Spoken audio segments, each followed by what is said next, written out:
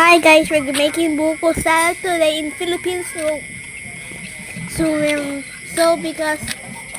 Because this Filipino food is so tasty. And we Seryoso. are here in the restaurant. Seryoso kayo.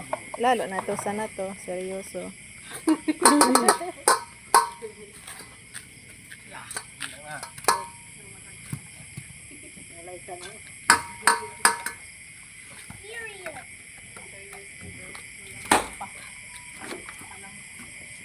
Ben, madami itong magulang nito. Lahat ba tao?